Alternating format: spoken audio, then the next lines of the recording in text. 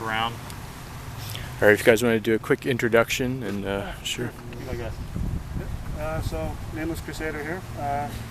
We're in Memorial Park. It's approximately 11:15. Normally this time of night it's pretty dead in the park here. You know, save for some shady individuals looking to sell weed. But as you can see, if you do a quick pan around here, there's quite a few people here, and that's because Pokemon Go came out. So they're all walking around playing that. Which, when it's this many people, it makes Memorial a little bit safer. Because at this time of night, it's normally a dangerous place for a few people. Yeah, so basically what we're going to do is just do our usual walk around. We're going to hit a couple of hot spots.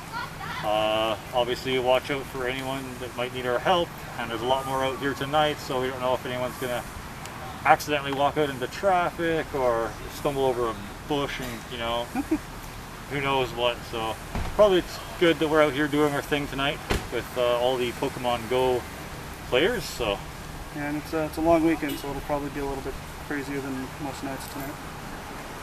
Yep. So I guess we'll just get started heading down Simcoe, head towards the parking garage and check that out, make sure there's nothing going on there, loop back around, maybe swing down Center Street again, and maybe go up near Park. I don't know if there's any other areas that might have more frequent Pokemon Go players to see if there's... It's usually like any landmark or historical site. So if we think of anything on the way, I'm sure we'll try to hit it. They'll be easy to see because there'll be people stuck in their phones walking around. Yeah. Alrighty. Well, let's get this party started. Sure.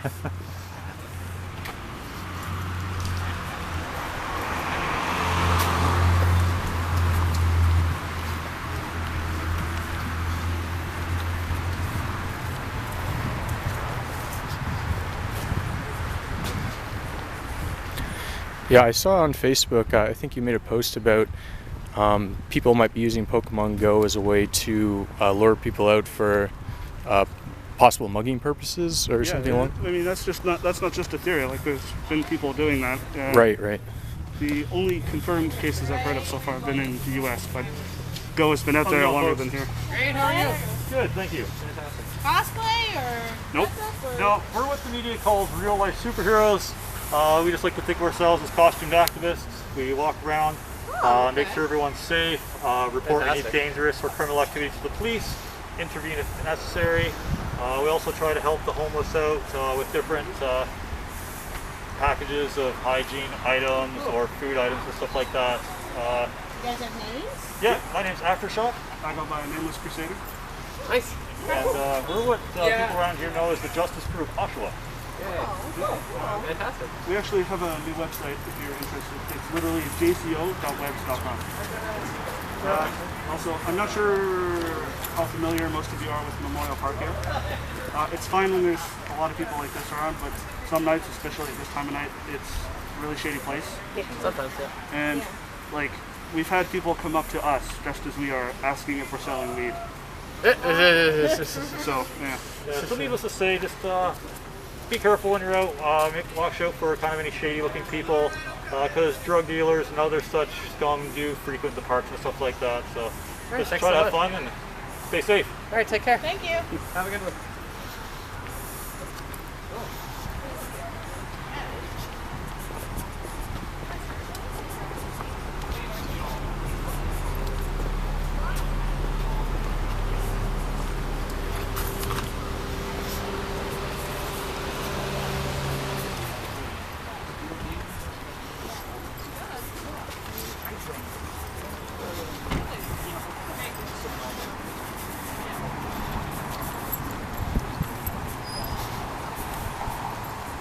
To me, it's really weird to see so many people in Memorial Park at this time.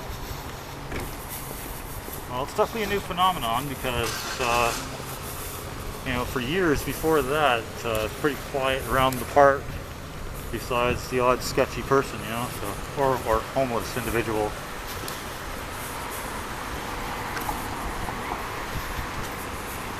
Hopefully it'll permanently force all the crappy stuff that's been happening in here Yeah, well, that and it's you know, more eyes to watch out for everyone, just to make sure that nothing crazy is going on. And of course, everyone has their phone, right? So if there's a mugging or anything of that nature, boom, instant pictures and police. Yeah, from multiple angles. Which way do you want to go? Just down by the hot spots there, the garage and everything, and then we'll swing around.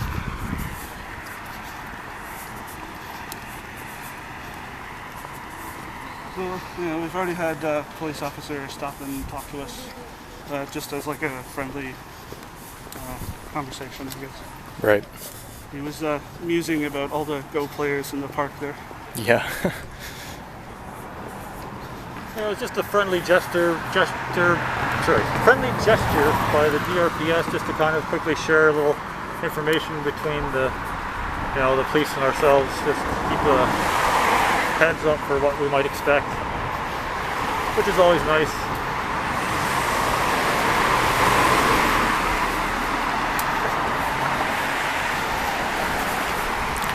Do you have any general thoughts on the Pokemon Go phenomenon and how it's affecting the community, pros and cons, etc.?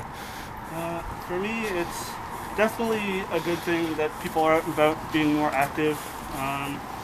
Unfortunately, there already existed a problem with people being, you know, face down in their smartphones and, you know, not being safe about crossing streets and that.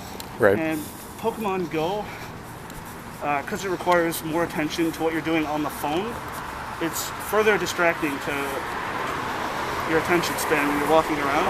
Right. And there's already been reports of people walking out in front of traffic. I myself have had a few people I know almost do it. Thankfully, they caught better of themselves. Or people walking off of piers into lakes and stuff like that. Yeah, like, it's a fun game, but please exercise not just caution, but common sense. Other than that, also be careful of where people are setting up lures, because there have been reports, especially in the United States, where it's been out longer. Well, just take a look at the name, a lure. Yeah. They're luring you to that area for a specific reason. Well, normally it's to attract Pokemon, right? But people have been using that to lure people into like dark parking lots and that, to mug them and steal their phone and their wallet and that. Which is, you know, unfortunate to say the least. But if you see a lure somewhere sketchy, don't risk it. It's not worth it.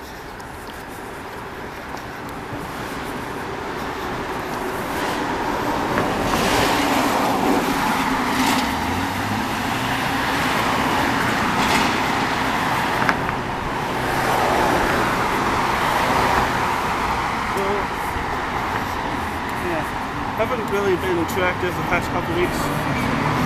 Last week we had a meeting, just discussed the future of the JCO and, you know, where we'd like to go in the near future and far future.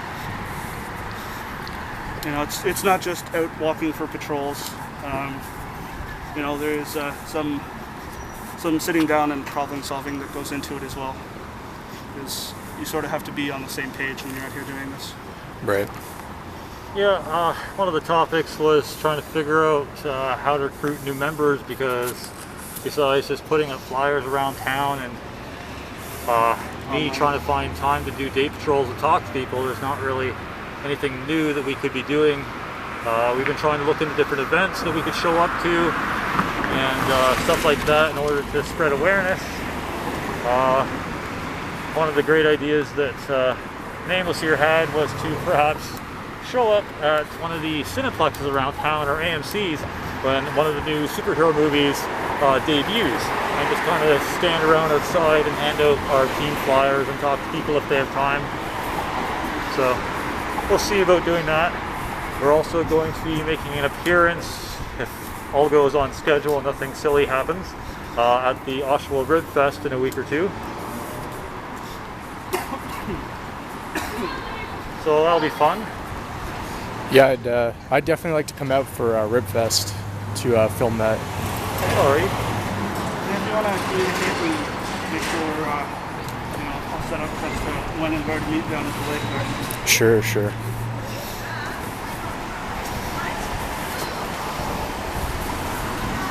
Are we just gonna be like walking down, or how are we gonna do that?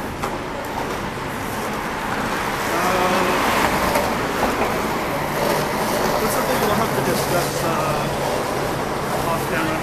Okay.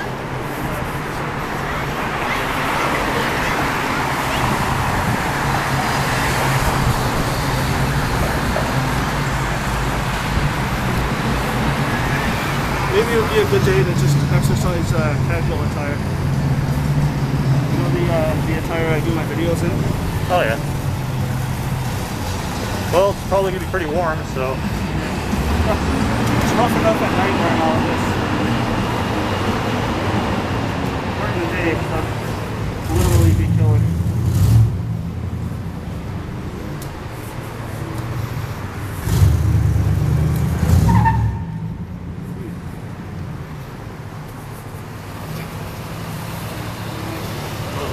Yeah.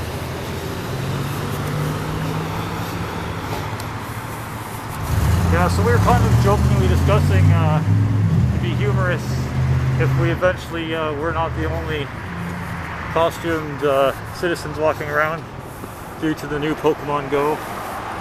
Perhaps we'll see some Team Rocket cosplayers. And I was saying it'd be funny if we are ever in an interview years from now and they're asking, so when did things really turn for you?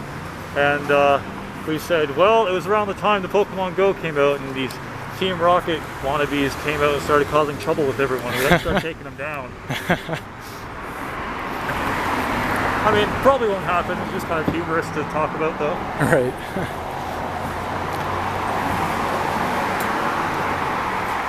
It would kind of be nice though if there's more real-life superhero-like movies, or if there's like a Hit Girl prequel or another Kick-Ass to kind of kickstart that movement again, so we can recruit. And Right. I really enjoyed Kick-Ass 1. I feel like it had a lot of heart and whatnot, beyond just the violence and whatnot. Yeah. But then Kick-Ass 2 came out, and I felt like they totally dropped the ball, and it was just devoid of all heart that the first one seemed to have. Yeah, you're not the only one with that sentiment. I think it lost its original spirit as well. Right. yeah, the whole tone of the movie turned from just a positive, go-get-em kind of real-life superhero movie with kind of like a startings of a joke kind of villain to just an all-out, almost just Marvel kind of superhero movie with a bunch of different villains and over-the-top violence and crazy revenge screams and, you know, one of the superheroes getting beaten and raped and just Right. it's just awful. Like, Mm-hmm. Yeah. definitely not the message we want to send. Yeah, I feel like it definitely took itself too seriously compared to the first one. Right. And also that like spirit that was there that got me out here doing this, I didn't really feel that in the second one, which is probably why there wasn't as many recruits that came from that, actually, now that I think about that. I think my favorite scene from the first Kick-Ass was when Kick-Ass gets in a fight with the gang members, and that one scene where they're like, you're willing to die for some guy you don't even know.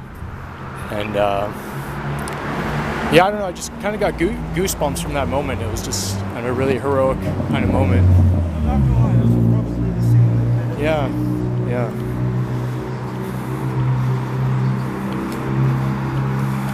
And a little known fact, actually, at the time, when I went to see the first Kick-Ass movie, I walked out of the movie theater with the inkling of what would eventually become Nameless Crusader.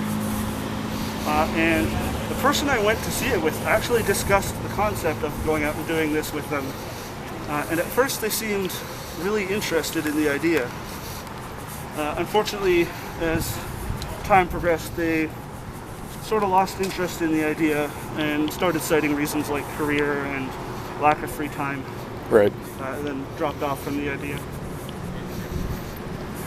Yeah, that whole thing of 3 or 4 guys laying into one dude being totally unfair is just a very real scenario that could pop up. I mean, the guy that all those members were jumping in and beating up was probably also just like a rival gang member or rival drug dealer from a separate part of the street, but the the moral of the story is that, you know, one guy getting jumped by like 4 or 5 other dudes is just really unfair and a really kind of unjust thing. So Kick-Ass inserting himself into the situation and trying to even the odds for the, you know, the sake of humanity and justice is definitely a very inspiring thing.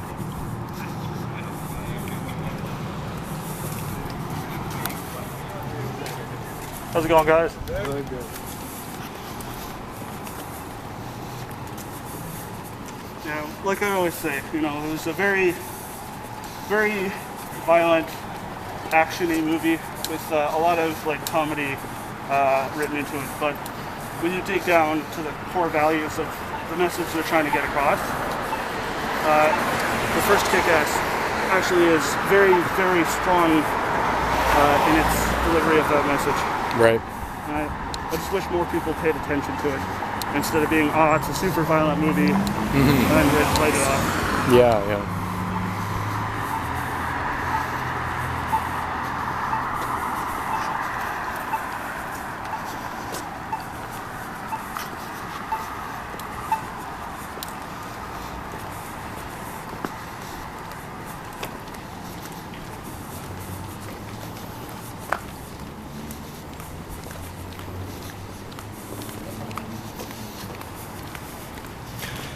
In terms of promoting the Justice Crew, would places like Comic-Con be something up your alley, or? Yeah, it would. Although, if we went to Comic-Con, everyone would just assume we were comic book characters. Right, right. Yeah. The effect of the outfit is kind of lost. True. In a setting like that. True.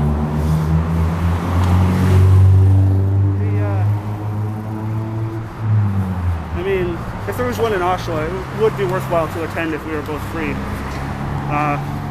But I think the most effective thing to do at a Comic-Con would to actually be to have prattling on about here. Comic-Con and us being lost in the sea of other masks. Yes. So yeah, I think having a booth would actually be a really good way to maybe attract some new customers, new recruits. And especially if we had like signage and some sort of advertising at the booth to say that, hey, we're here and dressed up for a different reason than most other people. Right. But if we're just lost in the crowd, yeah, we're just gonna ironically blend right in. Yeah, yeah.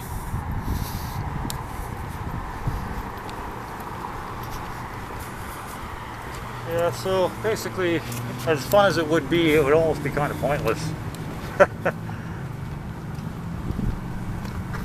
I mean, sort of be, sort of do our thing, but without people stopping and talking to us every 5 minutes. Yeah. Right, right. Guess we could watch for other costumed individuals and make sure they don't rough each other up over rivalry groups.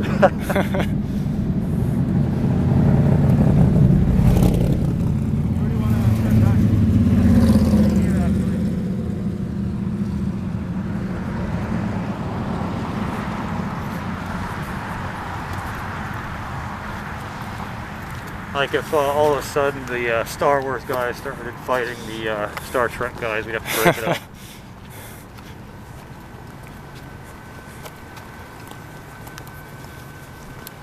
That's another thing too, like it wouldn't surprise me if we ran across like Team Valor and Team Mystic and they started like going at it in real life. We'd have to like separate them and calm them down, give them a pat on the head and maybe a cookie and some milk. If they want to act like 12-year-olds. No, I'm kidding, totally kidding. No, I would actually probably play the game myself. I just don't really have the time in my civilian life to do that. I've got a bunch of other kind of projects I do. I'm a musician. I do art. I got a wife and kids I have to tend to. So yeah, I'm in the same boat as him. I've been trying to find the time to do some more videos for my RLSH channel, but my side business is actually starting to take off. So I get home from my main job and then I'm up till like 2, 3 in the morning working on my business. Go to bed, wake up at 7:30, rinse and repeat. Yeah, Shameless is quite entrepreneurial. Definitely a lot to juggle, along with the hero duties as well. Yeah. Oh, looks like our boys in blues tending to some business.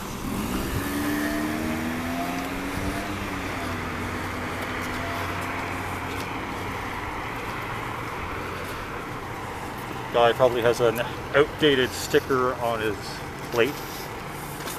Well, I mean, people know they're supposed to have them up to date, and it's pretty easy to know when you have to have it updated.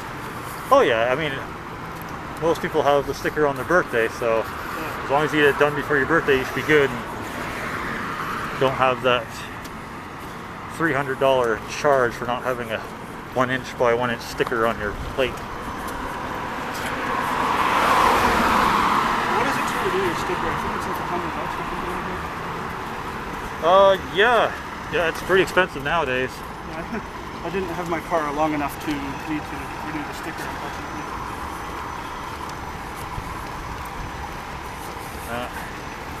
My last vehicle was back in like 2011, and then it just became too much of a hassle to pay off how much it would cost to get the e-test done, so I just sold it to a scrapyard for like $300. Oh well. Public transit's fine. Saves on gas and pollution. In my off time, I fancy myself a bit of an outdoorsman, so that's the type of thing that public transit can't really get you to and from. I miss having my little car.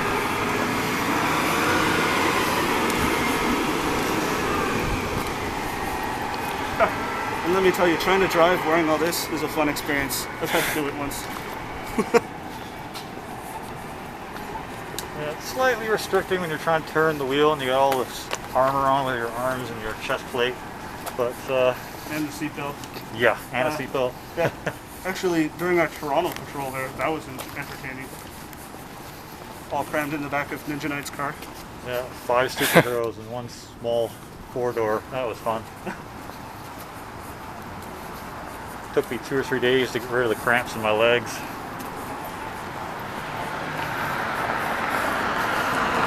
But then we were also out from like 10 o'clock till 3 or 4 in the morning. Speaking of, one of the Toronto RLSH recently contacted me Okay. and is in the preliminary stages of assembling a mission for, I think it's early November in Toronto. Alright, sounds good. Yeah. This would be with Art Guard and I guess the rest of them. So is that the kind of Christmas handout thing, or? I believe so, yeah. Or at least the initial one. Well, I hope I actually get to come to this one then. Yeah. Every year, a group of us get together and join up with the Toronto RLSH and do like a Christmas time handout of clothes, food, things of that nature. So if you're interested, you'd be more than welcome to come join us there. Sure, sounds great. Are you still affiliated with the Trillium Guards? Yeah, like we kind of operate on 2 different groups, right? Like Right. just because of location, I'm 90% of my missions are with the Justice Group Oshawa. Right. But you know, there's a rare occasion the Toronto group does a large event that I'm invited to. Yeah, the Katalysts or the Justice Crew is kind of like an ongoing steady thing, whereas the Trillium Guards kind of pick just 1 or 2 events a year to do. Oh, okay.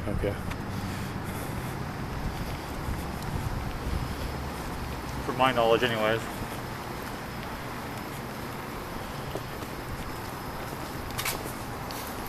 I came across a YouTube comment. I think the YouTuber's name was Jim Hawkins or something like that. Basically, his question was, Aftershock and Nameless Crusader, you know, you're so passionate about helping out the community. Why wouldn't you join the police force? Blah, blah, blah. So if you guys want to maybe answer his question and explain. Yep. that? For me, I have a career that I've been wanting to do basically since I got out of high school. I fell in love with it. I knew it was right for me. I knew it was something I wanted to get paid to do. So I went to college, went through my schooling, and was happy enough to land a job in my field. And that's what I'm doing now. But what I do on the weekends as an RLSH, I feel like that I'm doing out here, doing what I do on my own dime, on my own time, and not getting paid for it. Just sits with me a lot better than if I was being paid to be out here. Right. Because it doesn't feel like a job. I know I'm out here, you know, for my own reasons. And I don't have to worry about, you know, higher-ups telling me to, you know, leave someone alone and let someone else deal with it, or any of the other semi-red tape that the police have to go through. Right. As for myself, I actually did sort of law type job in the past. I was a security guard with Group 4 Felt for about 4 years, up until about 2009, until I ended up breaking my leg, so I had to call it quits with that and kind of heal and do part-time stuff here and there with a JCO and different other part-time jobs. I know there's Labor Ready, which you can show up for 2 and sign up for, and then you have to be there at like 5 in the morning sometimes to get work. Sometimes they'll choose you, sometimes they won't, but yeah, Labor Ready is a waste of time in my opinion. Yeah, after that, I don't know, being a police officer for me didn't really seem like something I would like to do. I mean, yep. Because I'm more of the artistic kind of musical type and stuff like that. I wouldn't really find being a police officer a satisfying job, and which might sound weird to anyone watching because what they see us doing and probably what they assume and kind of put one and one together to like associate what we're doing with. But the difference between, you know, being a police officer and a real life superhero is actually quite different. Police, their job is to enforce laws. We're not out here to enforce the law. What we're out here to do is more humanitarian type stuff. And if we do see something dangerous or criminal, because of what we are, we do have to report it, and if someone's getting hurt or something like that, we will intervene, which is sort of the same as what police do, but police normally come after the fact. Something's reported, it's called in, they show up, and then deal with it. Whereas we are kind of more proactive, and we're out on the streets actively searching for anyone in need of our help or assistance. And sort of like what Nameless said, as a police officer, you're just kind of paid to go out there, enforce the laws. It's a job.